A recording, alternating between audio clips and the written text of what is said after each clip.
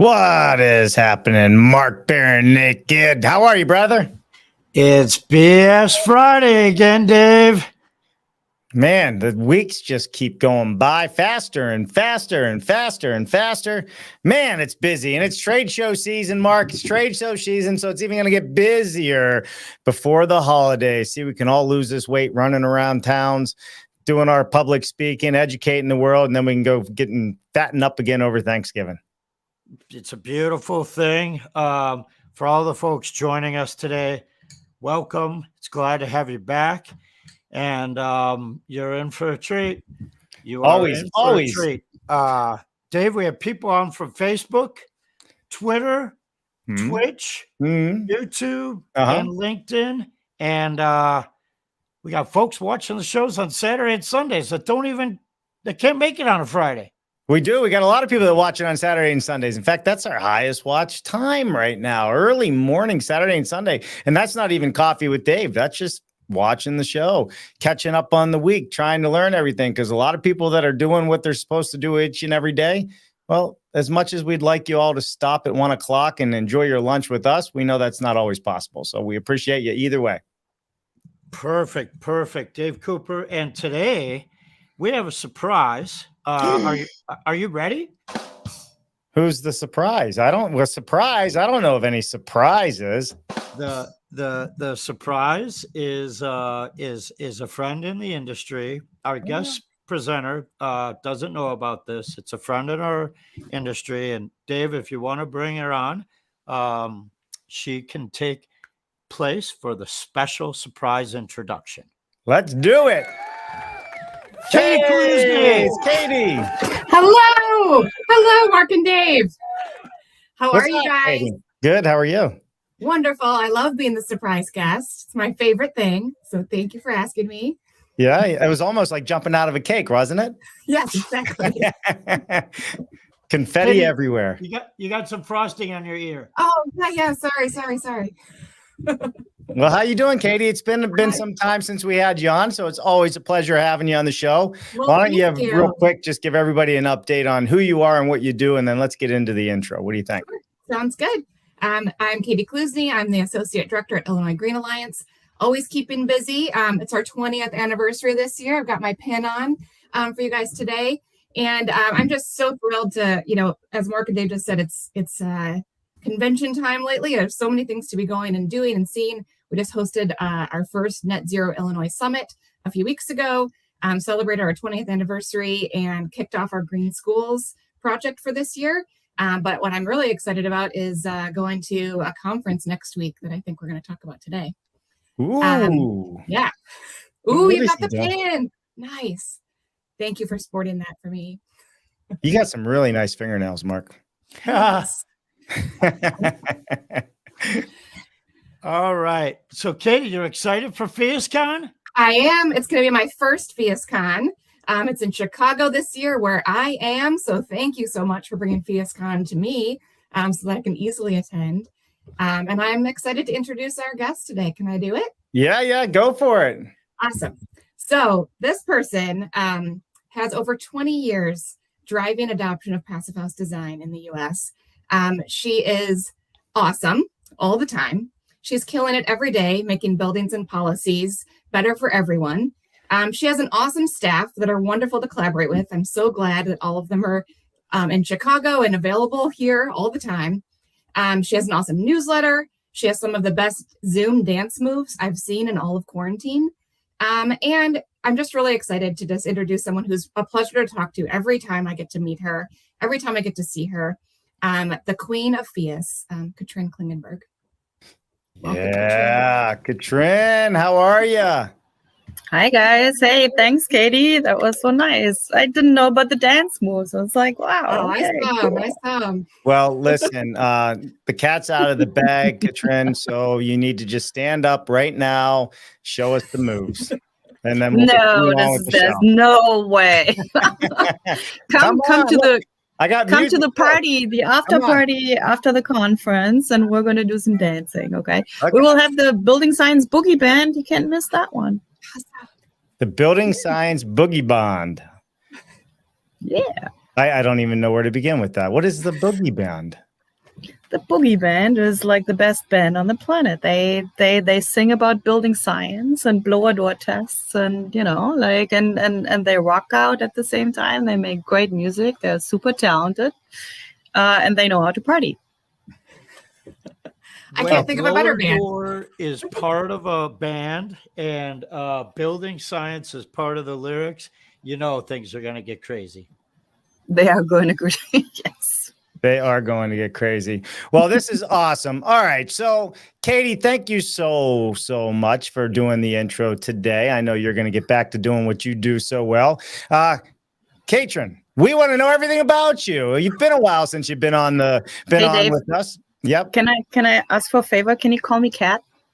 Kat, I could call you Kat. I can call you anything you want. Kat. Thanks. Kat. Moving forward, we want to know everything about you because you've been on the show and you have done an intro before, but our show has grown since the last time you're on. There's people here that don't know who you are. So why don't you give us a quick intro and we'll put you full screen. And Katie, we will see you next time. Thank you so much. See you next week, Katie. Bye. Yeah, so quick intro. I'm the executive director and co-founder of PHIUS. So as such, I'm essentially the chief troublemaker of the 501c3 organization that I founded about 20 plus years ago now. And so when we started, we set out to make passive building mainstream, to tackle the climate crisis and to help make the world a better place. Since then, we have moved on that by setting standards for buildings to achieve our climate reduction, carbon reduction targets. We've worked with policy makers across the country. We've designed a certification quality assurance process for buildings to help practitioners to execute passive buildings easily, design methodology that comes with it so that they can reliably repeat zero energy buildings, like essentially zero energy ready and zero energy buildings. And what else do we do? We train professionals and we have an annual conference. That's what we're going to talk about.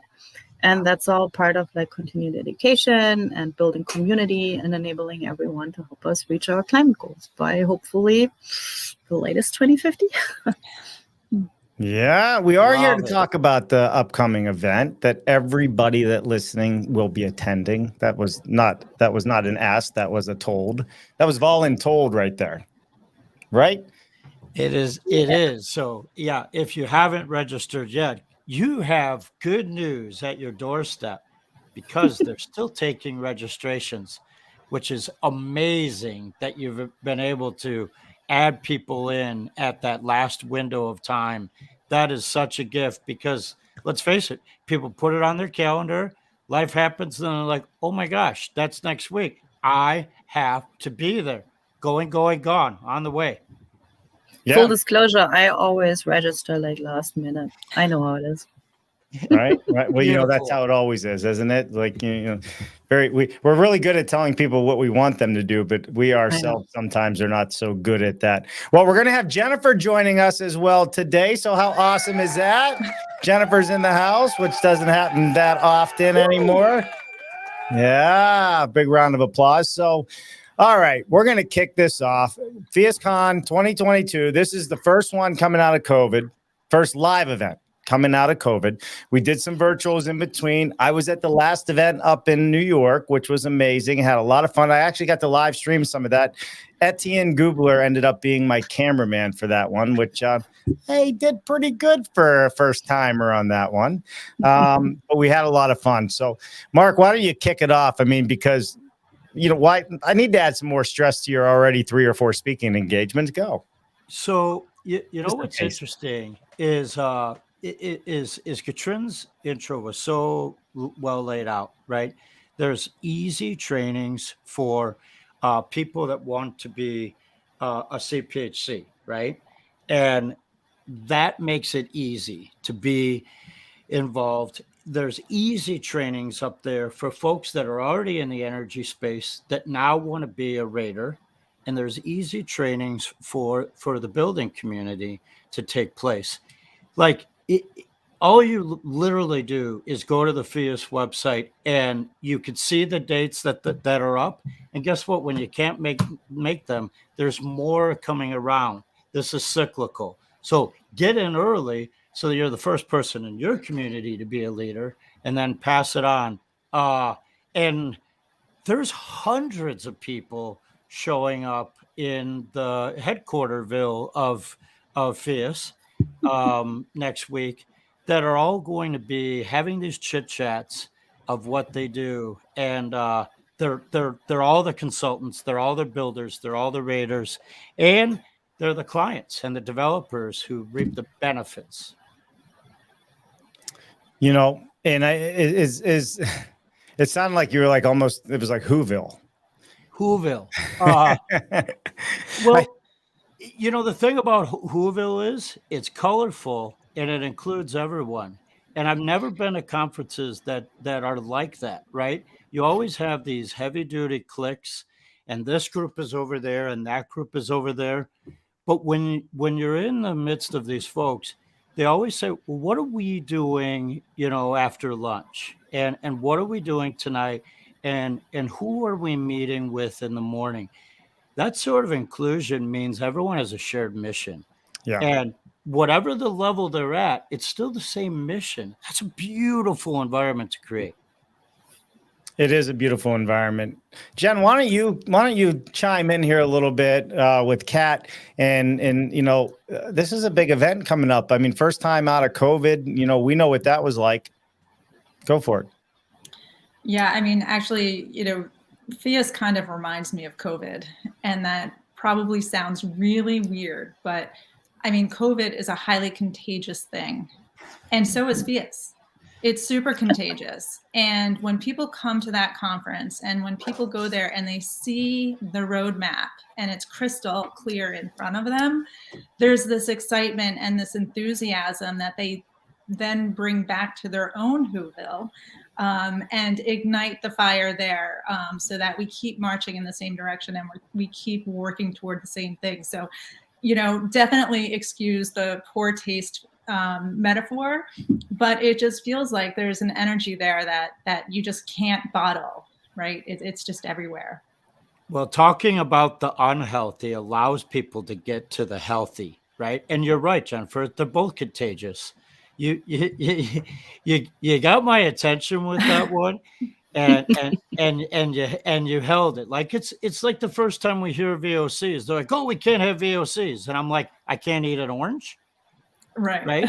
So there's good VOC. So that was a good loop. It was a good loop. All right, Kat, let's hear it. What's going on this year at PHIUSCon? What do we need to know? Why do we want to attend? Why do we have to attend? And how horrible will we feel if we decided not to attend? Maybe that's what we need to do. So if we could hit all those guilt points, I think that would be amazing. Well, mostly you'll be missing it. The best party of the year. We're really, really excellent in throwing parties. And that happens after the conference, of course, after we do our work. But joke aside, so this year's conference is really quite amazing. So we have come a long ways. Katie was talking about 20 years, Illinois Green. We have been at it for roughly the same time now. And so after 20 years, we've figured some things out. And the really great news right now is it's like we have come a long way, and we've done incredibly great work as a community, and that great work is on display throughout the entire agenda. This year, again, we had like so many fantastic submissions and abstracts for people who want to share what they've been doing over the last couple of years, and who want to report on great new construction technologies, like let it be like prefabrication or site build, like trying to optimize that process. So it's really exciting what the community has come up with to further the passive building community and how to make it easier, better, more cost effective, and all that great stuff. Building science has improved. Buildings have gotten bigger and bigger. It's way beyond like just houses. So this is why we've kind of shifted to talking about like passive building. our competition just happened. Like the jurors were judging it like the other day, and best submissions ever. I was just like totally floored. Like really, really awesome projects, big projects. And we will reveal the winners during the exhibit reception on Thursday evening. Again, yet another party. We party every night. So what were the judging? What was the judging on? Can you give us just the overview on what the judging was all about? Yeah, sure. So, in the early days of passive building, people were still a little bit like kind of like feeling it out and like, well, we're not sure we can meet those kind of like very stringent targets and energy performance and stuff. And they were kind of timid in like their architectural expression. And for a long time, we saw the building science just like everybody was taking to it and they were doing really great. But the buildings were a little bit like, So we tried to bring in the architects, and building science, they're not necessarily like, they need to be brought together. Like, hey, come on, guys, this really is like helping you with your work. And so finally, we have really talented architects as part of the community, and they really went to town over the last couple of years. I feel like they are finally coming up with this like kind of like passive building, new lifestyle, new kind of like climate responsible, or like excitement about like the energy transition. Like we can express this in our designs, and the buildings have gotten so big and so cool and so beautiful, and it's just fantastic to see. So we had a ton of multifamily projects submitted, first time ever, like 6 or 7 high-rise multifamily projects, really big ones. And just as many in the low-rise category. We give prizes for zero energy, for retrofit, for commercial buildings. So the jurors had to go through a whole bunch of really great projects and pick like a handful of winners that will be highlighted during the reception. And it's just so gratifying to see. It's really, really cool. I like how you said the part that the architects were not really knowing all that building science stuff and that integration and the buildings were kind of It's so funny to hear that from you, because that's the whole solution of what PHIUS is. Mm-hmm. It takes the away, right? It removes the and it puts those particles together and groups together to where it's a little bit of shaky, where how that building is going to work out and how it's going to be, and then boom, and it's well, you know what we've actually like found, like when we were doing our website, like for the last 10 years we've been talking building science and tech talk, and that doesn't register with the regular people. So we're like, well, we need to make this a lifestyle. We need to communicate to everybody that this matters to them. And we're not going to do this with like tech talk. Sorry, guys. I mean, you talk tech, and I love tech. I'm a geek at heart, right? Like, but we're really making progress, adding some flair into the, and you do too, into the building science, right? And it's like, we're starting on our fashion collection, and we're going to have some apparel like at the conference and stuff, So it's like, let's make this fun and have a good time with it. And the more we can do that, the sooner we get to 2050 at zero. The goal is zero. I hope that means we're going to have socks and toques. At the very least. At the very least. I want some socks. You got it, Dave. We'll it's on its way. Yeah, I love my socks. So I think what's excited about what you said on the awards, and I want to go back to that for a minute, right? Because a lot of people think of passive house as passive house, right? Not multifamily, not larger buildings, and I think that's super important to really understand, because as we look at growing the community of building science, passive house, sustainability, all of these different things, we need the bigger players also to understand the value of what passive house can bring to them, right? Because they're the ones doing the big developments. The single family guys and girls out there that are building can do their part. But we really need everybody to understand this and know that there's an area for all of them, to include the big developers. There's a way forward for them to be part of this. Yes? Yep, absolutely. And again, like we're designing our agenda right around all that messaging. part of our opening plenary is like an incredible project, like a 26-story affordable high-rise in the Bronx that is not only performing well, but just looks really sexy and it's beautiful. And it has this like great kind of like commercial base that is for the community, with a school, with a health clinic. So super awesome. And the developers presenting it, and they are presenting the good news that they were able to build this thing for less than 2% additional cost. And at that point, it's like, you cannot afford not to do it. So we're very actively reaching out to developers. Right now, it's a total no-brainer for affordable, but last year was a lot about market rate developers, right?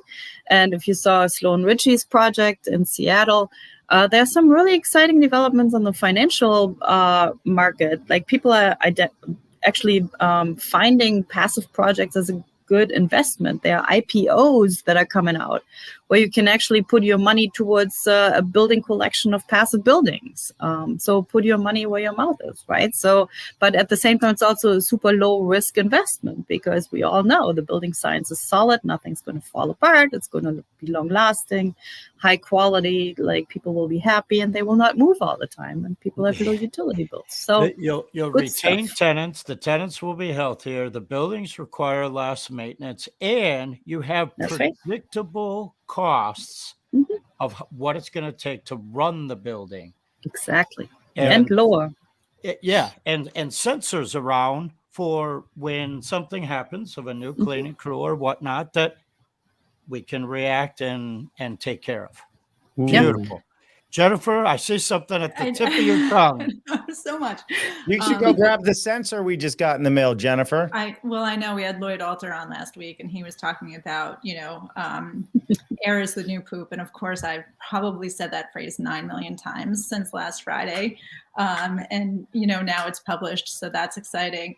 But when you talk about the long-term benefits of building to passive house standards, Mark, you kind of hit upon this. It's the socioeconomic impact as well in the neighborhoods, in the communities. And when you think of the convergence between multifamily and the build for rent markets, who need controllable costs, who need predictability, who need to de-risk their projects, it seems like multifamily passive house achievements, I'd like to see more of that to come, because it is the future, and it is more predictable. You should have seen one of our jurors. She was just like, she was so excited when she saw all these like high rises coming out of the Bronx, and she's like, "What's going on in the Bronx? I had no idea what's going on there. I'm going to move to the Bronx." It's like Susan King here, like one of the leading practitioners in Chicago, and it was like so fun to see that even the practitioners themselves, they get really excited seeing what other people are doing in other cities, and they get inspired, and they try to do the same. It's an interesting competition, but it's a competition where you want your competitors to win. And like Massachusetts is like day by day, like dropping these things. And I'm like, oh, New York is going to have to, New York is here, but they're going to have to keep going. But all the other places, like we know what they did in Philly, all the other places can take that. The solution is 100% there. There's no questions. You just take it, and then PHIUS has the mechanism to say, because your humidity is here, and because of that, we just got that covered. We all got it covered before it's ever built. It's done at design. Yep. It's just so exciting, Like you mentioned Massachusetts. So Massachusetts, New York was first. They were like ready to take the risk and jump in, and they always want to be first. That's fine. So, but then Massachusetts looked at New York and was like, we can do this better, like whatever, all the like famous schools and stuff. They really knocked the ball out of the park. They decided to go ahead and finance a whole bunch of PHIUS projects first. Proof of concept. They came in at like 2% additional cost. They said, "Ooh, this is awesome. Now we are ready to like create a zero energy code." And by the 1st of January 2023, that zero energy code is coming out, and for like all multifamily projects greater than 12,000 square feet, it will become PHIUS will be code. So kind of insane, and they don't adopt it right away. But I hear like at least 30 municipalities, like they volunteer to adopt it 2 years ahead of time. And in like 2 years, it's going to go into effect for everybody. And Boston is debating right now if they should be one of the jurisdictions to adopt it right away. I was just in Boston a couple of weeks ago, and I'm walking around, and there it's like NESI is like the big conference there, the Northeastern Sustainability Association. I just got like a professional award from them, and this forget now what they call it, but anyway, I was thinking back to the early conferences, building science and high performance conferences. NESI has been in existence for super long, so that's kind of like almost the original high performance community. And I'm walking through the seaport area where those conferences took place. It's all built up now. And I just can't believe that in the very near future, potentially, all these big multifamily projects that are going up there, they will have to be built to pass building standards. Isn't that crazy? It's super crazy, but I want you to reiterate something. You said that there was only a 2% increase in cost above what they were traditionally building to reach passive house standard. Mm-hmm. I think we need to dive into that. 2%? That's it? Mm-hmm. I mean, listen, 2% of $1 billion is a lot, but 2% in general, when we think about what it really takes to, do passive house, my guess is the return on that investment for the stakeholders in the property or the land, the tenants in the property is where the real value is going to come in. I wouldn't imagine it takes a whole lot of time to make up 2%. That's exactly right. This is why people discover multifamily passive building as a good investment now. And this is why the IPOs are coming along. So why isn't this like on headline news, breaking news on all the news stations across the country? That's not a big number. That's amazing to me. Well, we just got it into Forbes, so like we're chipping away. We're not like we probably look way bigger than we are. Like we're a small, tight-knit, dedicated team, and like it's the wave is building. So we everybody and anybody we can get to jump in on this, journalists, go out there, yell it from the rooftop. Right. We'll deliver the data and facts at the conference. Come and join us and learn about it, and then go and tell people. Yeah, Derek, I'm sitting here playing tag on the banners. Derek Coburn from LinkedIn, 2% upfront cost adder to gain so many operation benefits is amazing. So Derek, we got to work on your LinkedIn so I can see your name up there, man. That's Derek Coburn, everyone. There's a setting in there, we can change that for you. Good to see you, Derek. Thank you so much. Why don't we take a minute and just say hello to a few people that are here? I'll run through those. We got Rob Hoskin. What's happened? Influence is the superpower. Good to see you. I'm going to go from the bottom up today so we don't discriminate. Greg Ugaldi, great job, Kat. See, he caught you correcting me. That's what's so great about Greg. He just listens and catches, but Mark hasn't listened to you yet. Jen, Dave, and Mark, strong messaging. But Mark, it's his left ear he has a hard time hearing out of most days. That's right. Building science is sexy, according to Shannon Pendleton. How about that? Good to see you there as well. Hey, look at that. Jerry Cooper, a.k.a. Mom. That's my mother, everybody, just so you know. Hi, Mom. Hope all is well today. I haven't seen Diane on lately. Diane, you must be listening out there. That's Mark's mom. Definitely so. We got Andrew Seeley in the house. I put this up a little bit earlier, but he's always somebody that we like to support and promote. He's doing amazing things somewhere in Texas. Good to see you.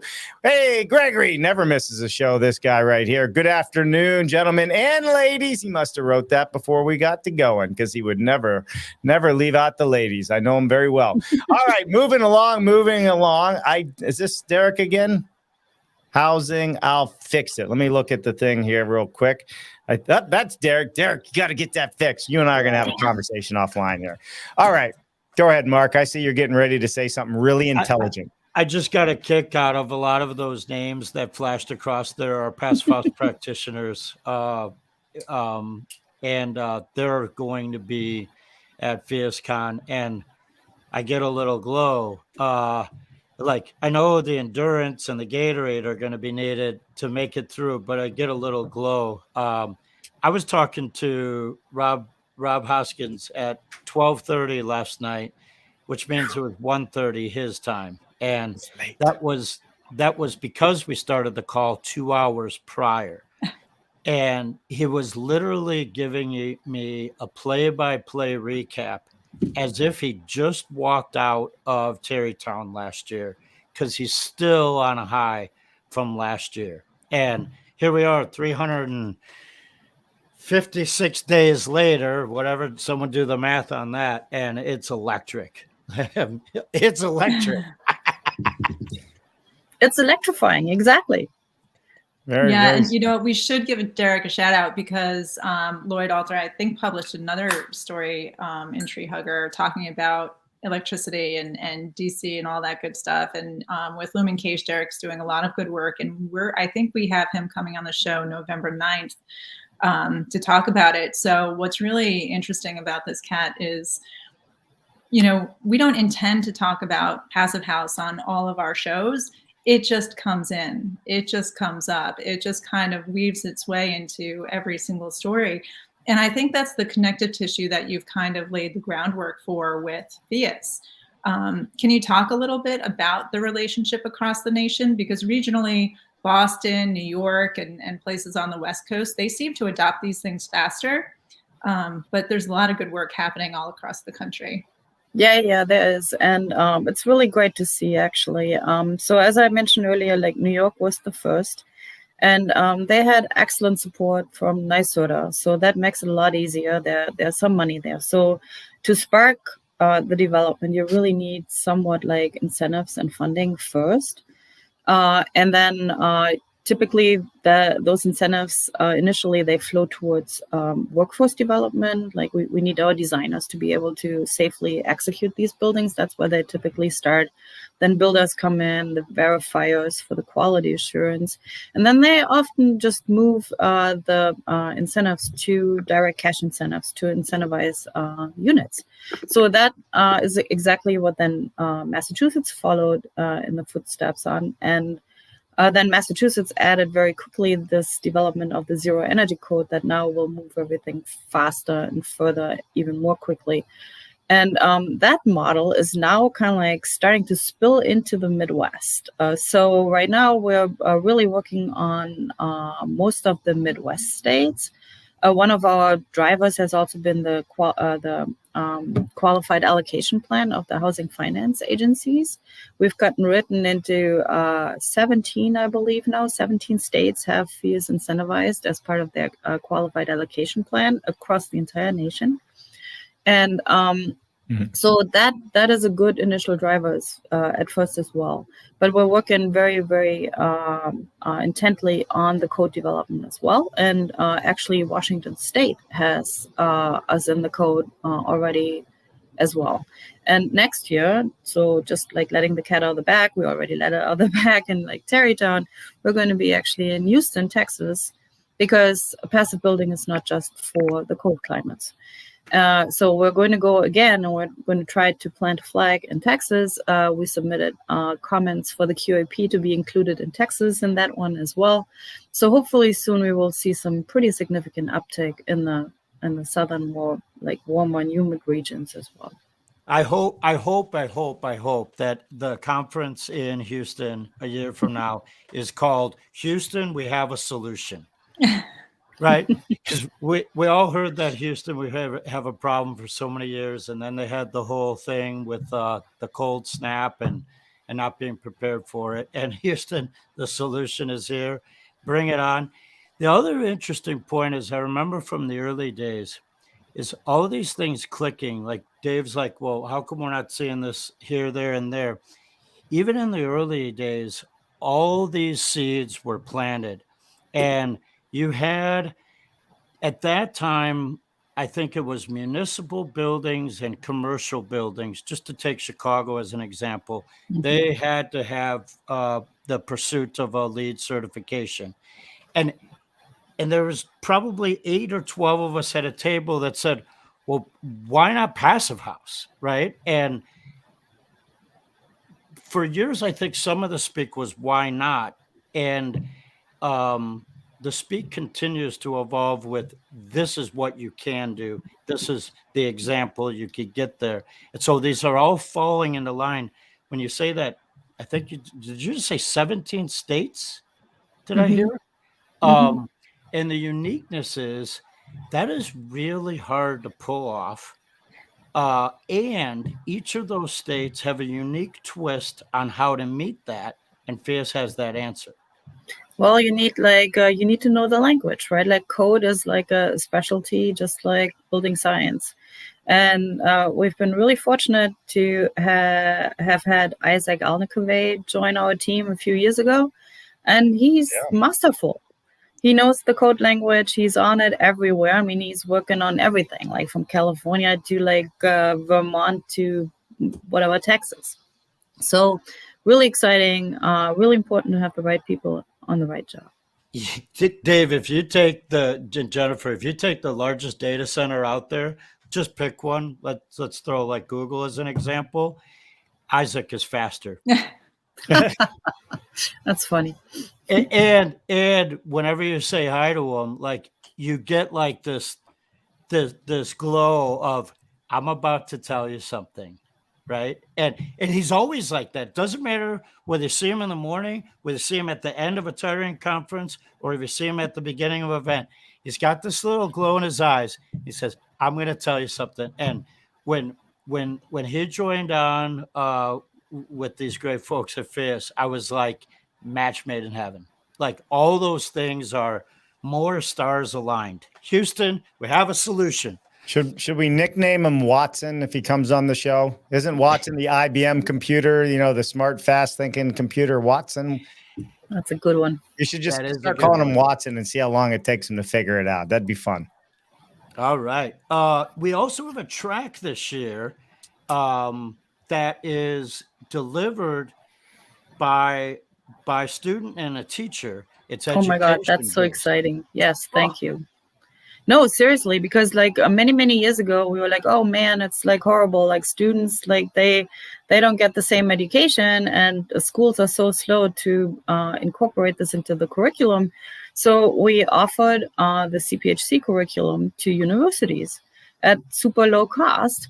And now I think like we're up to like 9 schools around the country, plus one in Canada, who offer our CPHC certified PASS consultant training as part of their curriculum. And students who come out of school, architecture students, they come out with a CPHC designation.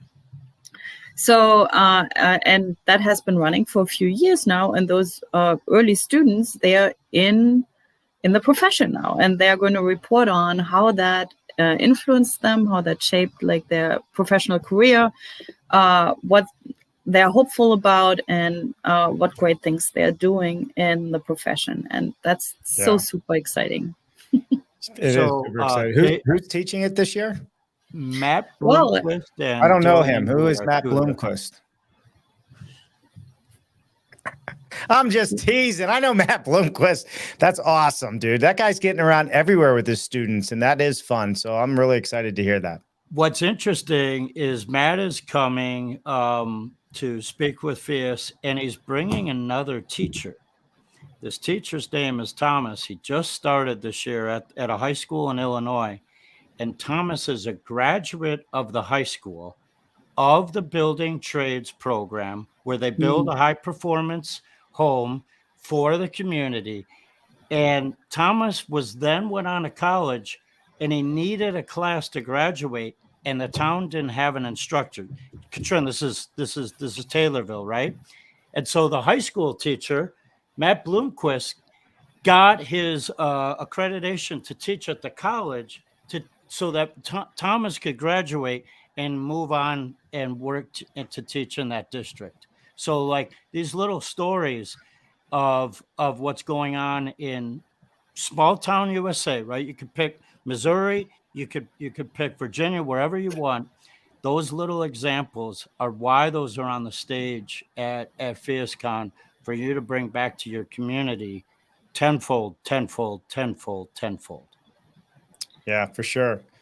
Yeah, I mean, there's a huge opportunity just to, continue to bring industry and education together, right? And really bring these programs into the schools. And when we think about, we've had Alexandra Basic on and Stephen Basic, and, obviously they embrace the sentiment of what we're talking about today. But when you ask new architects, young architects, like, hey, what have you learned? What are you applying in the real world now?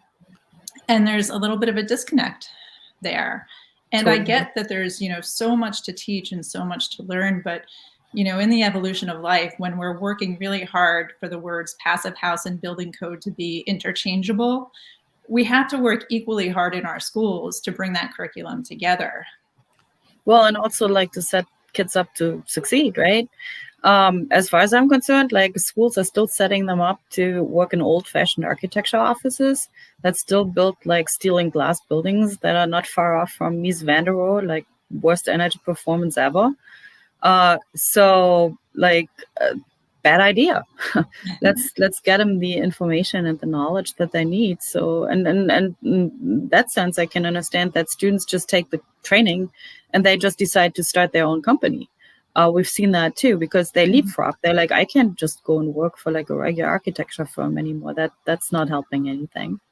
Well, the good news is we have architects out there who not only embrace this spirit and are like the most inspirational practitioners out there. They definitely know how to teach and inspire others to follow in their footsteps. So we're very blessed to have many of those architects at our fingertips. It's amazing. And again, as we started talking, like great architecture now emerging. So I'm so excited about that. I'm an architect by training, so I'm like, finally. I'm glad Jennifer just said that. I'm glad you said it, Katrin. It was on the tip of my tongue that whole time. I often forget that you're an architect. And I've even said that too when we're standing in the same room. It's like the part that falls onto my brain. But also I have the expectation, because of all these years of what goes on at PHIUS, that all architects inherently know this. And I'm always dumbfounded that it's not part of the curriculums. And what I think we're going to see before we see adoption at a lot of the college and universities is you're going to see the adoption at the lower grade levels, and they'll push it because it's being smashed down, but it's really exploding up. Emissions down, power up, right? It's 100% a boom. Dave, your desk looks cool, by the way. Thank you. I agree. Well, thank you, Kat. I appreciate that. So we got a couple more things to get through here today. Why don't we get a taste of PHIUS Con? But what else do we have? We may have a couple more surprises for you, Kat. We might just have a couple more. So hopefully you're sitting down. I'm sitting down and I like surprises. Some people don't, but I do. Yeah, perfect. Well, let's talk about a little bit of a taste of PHIUS Con here real quick. Why don't you walk us through what we're looking at? By the way, everybody, this is Mark's favorite part of the website. So make sure you pay attention to it, because if he did, there's probably something important here. Well, Mark, go. Like, you're excited about this. I am. Like, I go on trade show websites all the time, and like sometimes they don't even tell you the date or what it's about. Like, you just have to understand it. So PHIUS is a brand like none others, but it's pointed clear. Proven technology, materials, mechanical, electrical systems, integrated component solution packages. Bing, bang, boom, right? Like, jump in and race. Measured performance and monitoring. Of course, that one's a little bit geeky, right? But you have the embodied carbon reduction strategy, code, tool, science. These 6 points on here, if this doesn't put you over the edge to register, if you show up and you haven't registered now, I'll throw marshmallows at you. That's the added bonus. You got to put a little graham cracker and chocolate in the marshmallows mix too. I mean, there is that. I'm going to ask someone else to bring the chocolate and someone else to bring graham, because we all have to come together as community. Yeah. So everyone brings their part. I'm throwing marshmallows. I have a question, Kat, based on something you said earlier, and that's about speaking a common language so everybody can understand and participate within the community of what it really takes to build a passive house. And I think that's super, super important. And that's something on the show that Mark and I try and do regularly, right? Mark's kind of the geek on the building science side. And I'm the guy that sits there and goes, well, what does that mean? Right. And I think that's super, super forward thinking of you to be looking at it that way, you know, with these conferences and how do you bring more people in? Because that's really it. We all talk our own little language. We're like little aliens in our own worlds. But it's funny when we start opening that conversation, how many people chime in because they're not scared to ask a question or scared to jump in because they can relate to what the topic is. Yep. So we got question from Tom, ready, relevant, that Jen says here. Let me go over to Tom and see. There you go. Mark, go ahead and read that one out loud. Okay, so Tom says, question, breaking it down to the ground floor, are the contractors building passive, a set of specialized contractors, or can any contractor build to the specifications? Tom, it can be designed in advance to the performance metric that's out there, or out of the gate, you could go the prescriptive method.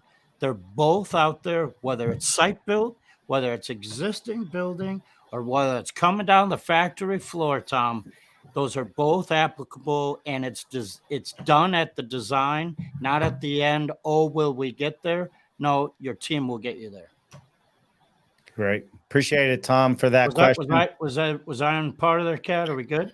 Generally, that's absolutely correct. Okay. But it does not hurt if the team takes like just an introductory class or lesson, because there are certain things you have to pay special attention to, like how to design an air barrier.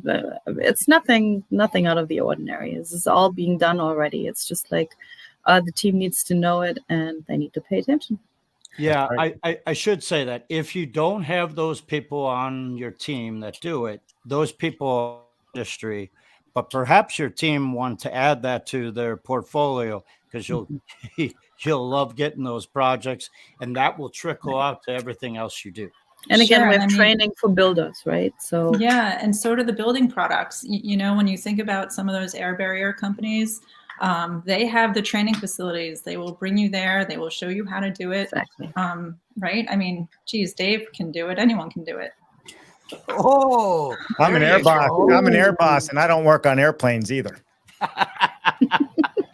I figured that much out in my training that it wasn't an airplane I was working on. You know, these things are new. There's new layers to buildings, but they're not new. They're just more new in North America. They're certainly not new. They're tried and true. A lot of these products have been around since I believe the 60s, if I'm correct, and they're incredible. It's an insurance policy for your building, and who doesn't want a toque, a sock, and socks and a raincoat? We all want a breathable raincoat, right? Have the nice ventilation there. That's right. That's right. Well, we have one more surprise waiting in the wings. It may take us a second there. I think we should jump into it. What do you think? Let's have surprises. Marshmallow time. Huh? Who is that? Michael Ngui's in the house. What's up, Michael? Wow, that's a beautiful building you're standing in. Michael, you are in New York City. What the heck? Yes, I am. So yeah, I'm standing outside my office, which is up there, but very often my office is right there. But it's kind of crowded today. So yeah, I'm looking forward to PHIUS. This has been a fun episode. Thanks, guys. Yeah, well, I can't wait.